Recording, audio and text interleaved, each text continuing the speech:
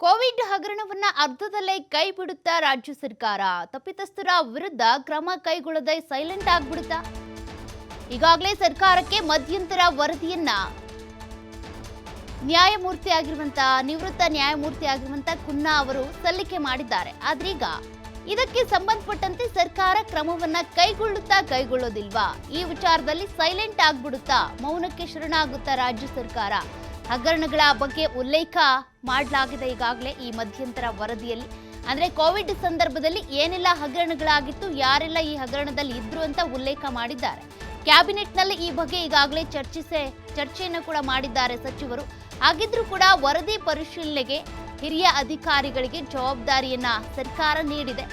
ಇಷ್ಟೆಲ್ಲ ಆದ್ರೂ ವರದಿಯ ಕ್ರಮದ ಬಗ್ಗೆ ಸರ್ಕಾರ ಹಿಂದೇಟು ಹಾಕ್ತಾ ಇರುವಂತೆ ಕಾಣಿಸ್ತಾ ಇದೆ. ಹಾಗಾದ್ರೆ ಕೋವಿಡ್ ಹಗರಣದ ಬಗ್ಗೆ ಕ್ರಮವನ್ನ ಕೈಗೊಳ್ತಾರಾ ಇಲ್ವಾ? ಮೌನಕ್ಕೇನಾದ್ರೂ ಶರಣಾಗ್ತಾರಾ? ಕೋವಿಡ್ ಹಗರಣದ ಕ್ರಮದ ಬಗ್ಗೆ ಡಿಸಿಎಂ ಡಿಕೆ ಶಿವಕುಮಾರ್ ಅಡ್ಡಿಯಾಗ್ತಾರಾ ಅನ್ನುವಂತ ಪ್ರಶ್ನೆ ಕೂಡ ಇಲ್ಲಿ ರೈಸ್ ಆಗ್ತಾ ಇದೆ. ಡಿಕೆ ಶಿವಕುಮಾರ್ ಪರ ಬ್ಯಾಟ್ ಬೀಸ್ತಿರೋದಕ್ಕೆ ಡಾಕ್ಟರ್ ಸುಧಾಕರ್ ಅವರು ಡಿಕೆ ಶಿವಕುಮಾರ್ ಅವರ ಪರ ಬ್ಯಾಟ್ ಬೀಸ್ತಾ ಇರೋದ್ರಿಂದ ಡಿಕೆ ಶಿವಕುಮಾರ್ ಅವರು ಏನಾದ್ರೂ ಇದಕ್ಕೆ ಸಂಬಂಧಪಟ್ಟಂತೆ, ಈ ವರದಿಯನ್ನ ಸಂಬಂಧಪಟ್ಟಂತೆ ಕ್ರಮ ತೆಗೆದುಕೊಳ್ಬಾರ್ದು ಅಂತ ಅಡ್ಡಿ ಆಗ್ತಾರಾ ಅನ್ನುವಂಥ ಪ್ರಶ್ನೆ ಕೂಡ ಇದೆ. ಹಲವು ಅನುಮಾನಗಳಿಗೆ ಈಗ ಎಡೆ ಮಾಡಿಕೊಡ್ತಾ ಇದೆ ಸರ್ಕಾರದ ನಡೆ. ಕೋವಿಡ್ ಸಂದರ್ಭದಲ್ಲಿ ಎಷ್ಟೆಲ್ಲ ಜನರು ಸಾವನ್ನಪ್ಪಿದ್ರು, ಜೊತೆಗೆ ಆಕ್ಸಿಜನ್ ಇರ್ಬೋದು, ವೆಂಟಿಲೇಟರ್ ಇರ್ಬೋದು, ಬೆಡ್ ಇರ್ಬೋದು, ಟ್ರೀಟ್ಮೆಂಟ್ ಇರ್ಬೋದು, ಈ ಕಿಟ್ಗಳಿರ್ಬೋದು, ಎಲ್ಲದರಲ್ಲೂ ಕೂಡ ಹಗರಣ ಮಾಡಿದ್ದಾರೆ. ಇರುವಂತಹ ವೆಚ್ಚಕ್ಕಿಂತ ಅಥವಾ ಇರುವಂತಹ ಬೆಲೆಗಿಂತ ಅಧಿಕ ಬೆಲೆಯನ್ನ ಕೊಟ್ಟು ಇವುಗಳನ್ನ ಪರ್ಚೇಸ್ ಮಾಡಿಕೊಂಡು ಜನರಿಗೆ ದುಪ್ಪಟ್ಟು ದುಡ್ಡಿಗೆ ಮಾರಾಟ ಮಾಡಿದ್ದಾರೆ ಎನ್ನುವಂಥ ಅನೇಕ ಗಂಭೀರ ಆರೋಪಗಳಿದ್ದಾವೆ. ಎಲ್ಲದಕ್ಕೂ ಕೂಡ ಸಂಬಂಧಪಟ್ಟಂತೆ ಕುನ್ನಾ ಅವರು ಈಗಾಗಲೇ ಮಧ್ಯಂತರ ವರದಿಯನ್ನು ಕೂಡ ಸಲ್ಲಿಕೆ ಮಾಡಿದ್ದಾರೆ. ಆದರೆ ಸರ್ಕಾರ ಮಾತ್ರ ಈ ವಿಚಾರದಲ್ಲಿ ಹಿಂದೇಟು ಹಾಕ್ತಾ ಇರುವಂತೆ ಕಾಣಿಸ್ತಾ ಇದೆ. ಯಾಕೆ ಹಾಗಾದ್ರೆ ಸರ್ಕಾರ ಇದಕ್ಕೆ ಸಂಬಂಧಪಟ್ಟಂತೆ ವೇಗವಾಗಿ ಇದಕ್ಕೆ ಸಂಬಂಧಪಟ್ಟಂತೆ ತನಿಖೆ ಆಗಲಿ ಅಥವಾ ಕ್ರಮ ತೆಗೆದುಕೊಳ್ಳೋದಾಗ್ಲಿ ಅದಕ್ಕೆ ಮುಂದಾಗ್ತಾ ಇಲ್ಲ ಅನ್ನುವಂಥ ಪ್ರಶ್ನೆ ಕೂಡ ಇದೆ. ಈಗಾಗಲೇ ರಾಜ್ಯ ಸಚಿವ ಸಂಪುಟದಲ್ಲೂ ಕೂಡ ಇದಕ್ಕೆ ಸಂಬಂಧಪಟ್ಟಂತೆ ಚರ್ಚೆ ಆಗಿದೆ. ಹಾಗಿದ್ರೂ ಕೂಡ ಅಂದ್ರೆ ಹಿಂದಿನ ಸರ್ಕಾರದಲ್ಲಿ ಬಿಜೆಪಿ ಅಧಿಕಾರದಲ್ಲಿದ್ದಂಥ ಸಂದರ್ಭದಲ್ಲಿ ಆರೋಗ್ಯ ಸಚಿವರಾಗಿ ಡಾಕ್ಟರ್ ಕೆ ಸುಧಾಕರ್ ಕೆಲಸ ಮಾಡಿದ್ರು. ಹಾಗಾಗಿ ಅವ್ರ ಮೇಲೆ ಕೂಡ ಗಂಭೀರ ಆರೋಪಗಳಿದ್ದಾವೆ. ಆರೋಗ್ಯ ಸಚಿವರಾದಂಥ ಸಂದರ್ಭದಲ್ಲಿ ಈ ರೀತಿ ಕೋವಿಡ್ ಹಗರಣ ನಡೆದಿದೆ, ಆ ಹಗರಣದಲ್ಲಿ ಇವರು ಕೂಡ ಇದ್ದಾರೆ ಅಂತ ಅನೇಕ ಜನರು ಸಾವನ್ನಪ್ಪೋದಕ್ಕೆ, ಅನೇಕ ಜನರಿಗೆ ಬೆಡ್ ಸಿಗದೆ, ಆಕ್ಸಿಜನ್ ಇಲ್ಲದೆ, ವೆಂಟಿಲೇಟರ್ ಇಲ್ಲದೆ ಸಾವನ್ನಪ್ಪೋದಕ್ಕೆ ಇವರು ಕೂಡ ಪರೋಕ್ಷ ಕಾರಣ ಅಂತ. ಹೀಗಾಗಿ ಅನೇಕ ಅನುಮಾನಗಳು ಈಗ ಶುರುವಾಗ್ತಾ ಇದೆ. ಸರ್ಕಾರ ಯಾಕೆ ಇದಕ್ಕೆ ಸಂಬಂಧಪಟ್ಟಂತೆ ಕ್ರಮ ತೆಗೆದುಕೊಳ್ತಾ ಇಲ್ಲ ಅಂತ ಡೀಟೇಲ್ಸ್ ಕೊಡ್ತಾ ಹೋಗ್ತಾರೆ ನಮ್ಮ ಪ್ರತಿನಿಧಿ ಶಿವಕುಮಾರ್ ಜೋಹಳ್ಳಿ. ಶಿವಕುಮಾರ್, ಈಗಾಗಲೇ ಸರ್ಕಾರಕ್ಕೆ ಕುನ್ನಾ ಅವರಿಂದ ಮಧ್ಯಂತರ ವರದಿ ಕೂಡ ಕೊಟ್ಟಿದ್ದಾಗಿದೆ ಕೋವಿಡ್ ಹಗರಣಕ್ಕೆ ಸಂಬಂಧಪಟ್ಟಂತೆ. ಹಾಗಿದ್ರೂ ಕೂಡ ಸರ್ಕಾರ ಹಿಂದೇಟ್ ಹಾಕ್ತಾ ಇದೆಯಾ? ಜೊತೆಗೆ ಡಾಕ್ಟರ್ ಕೆ ಸುಧಾಕರ್ ಅವರು ಡಿ ಕೆ ಶಿವಕುಮಾರ್ ಅವರ ಪರ ಬ್ಯಾಟ್ ಬೀಸ್ತಾ ಇರೋದ್ರಿಂದ ಡಿ ಕೆ ಶಿವಕುಮಾರ್ ಅವರೇ ಇದಕ್ಕೆ ಕ್ರಮ ತೆಗೆದುಕೊಳ್ಬಾರ್ದು ಅಂತ ಏನಾದರೂ ಅಡ್ಡಿ ಆಗ್ತಾರಾ ಅಂತ? ಸೌಖ್ಯ, ಈಗಾಗಲೇ ನ್ಯಾಯಮೂರ್ತಿ ಮೈಕೆಲ್ ಕುನ್ನಾ ಅವರ ಕಮಿಟಿ ಸರ್ಕಾರಕ್ಕೆ ಕೋವಿಡ್ ಹಗರಣಕ್ಕೆ ಸಂಬಂಧಪಟ್ಟಂತೆ ಮಧ್ಯಂತರ ವರದಿಯನ್ನ ಸಲ್ಲಿಕೆ ಮಾಡಿದೆ.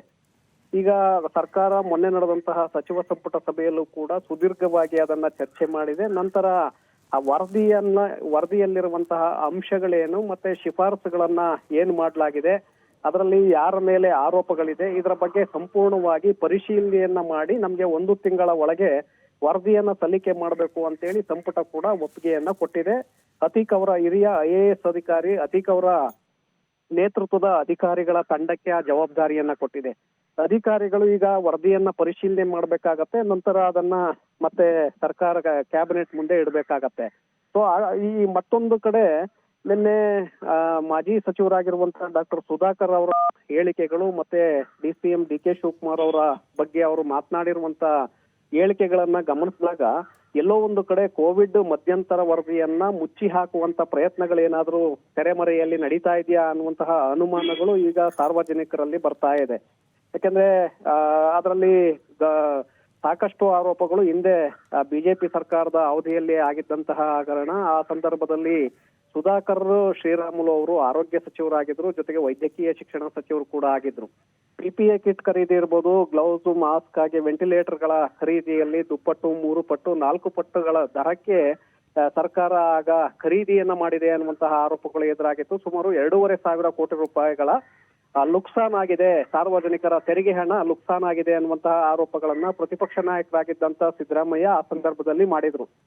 ಸೊ ಈ ನಿಟ್ಟಿನಲ್ಲಿ ಸುಧಾಕರ್ ಅವರ ಸ್ಟೇಟ್ಮೆಂಟ್ಗಳು ಮತ್ತೆ ಡಿ ಕೆ ಶಿವಕುಮಾರ್ ಅವರ ಪರವಾಗಿ ಅವರು ಮಾತನಾಡ್ತಾ ಇರುವಂತದನ್ನ ನೋಡಿದಾಗ ಎಲ್ಲೋ ಒಂದು ಕಡೆ ಡಿ ಕೆ ಶಿವಕುಮಾರ್ ಅವರು ಸರ್ಕಾರದ ಭಾಗವಾಗಿರೋದ್ರಿಂದ, DCM ಆಗಿರೋದ್ರಿಂದ ಆ ಮಧ್ಯಂತರ ವರದಿಯನ್ನ ಅಲ್ಲೇ ಒಳಗೆ ಸೈಲೆಂಟ್ ಮಾಡುವಂತಹ ಒಂದು ಪ್ರಯತ್ನಗಳು ಏನಾದ್ರೂ ಆಗುತ್ತಾ ಅನ್ನುವಂಥದ್ದು ಈಗ ಸಾರ್ವಜನಿಕರಲ್ಲಿ ಅನುಮಾನಗಳಿಗೆ ಕಾರಣ ಆಗ್ತಾ ಇದೆ. ಸೊ ಹಾಗಾಗಿ ಎಲ್ಲ ಆ ವರದಿ ಒಂದು ವೇಳೆ ಏನಾದ್ರೂ ತಟಸ್ಥವಾಗಿ ಇಟ್ಟಿದ್ದೇ ಆದ್ರೆ ಆಗ ಯಾರು ತಪ್ಪು ಮಾಡಿದ್ದಾರೆ ಆ ತಪ್ಪಿತಸ್ಥರಿಗೆ ಅಲ್ಲಿ ಶಿಕ್ಷೆ ಆಗೋದಿಲ್ಲ ಅನ್ನುವಂಥದ್ದು ಕೂಡ ಇದೆ. ಜೊತೆಗೆ ಹಗರಣ ಕೂಡ ಮುಚ್ಚಿ ಹಾಕುವಂತ ಪ್ರಯತ್ನಗಳು ನಡೀತಾ ಇದೆ ಅನ್ನುವಂಥದ್ದು ಈಗ ಕೇಳಿ ಬರ್ತಾ ಇರುವಂತಹ ಮಾತುಗಳು ಸೌಖ್ಯ. ಸೊ ಹಾಗಾಗಿ ಇದರ ಬಗ್ಗೆ ಸರ್ಕಾರ ಯಾವ ನಿಟ್ಟಿನಲ್ಲಿ ಕ್ರಮವನ್ನ ತೆಗೆದುಕೊಳ್ಳುತ್ತೆ ಕಾದು ನೋಡ್ಬೇಕಾಗತ್ತೆ.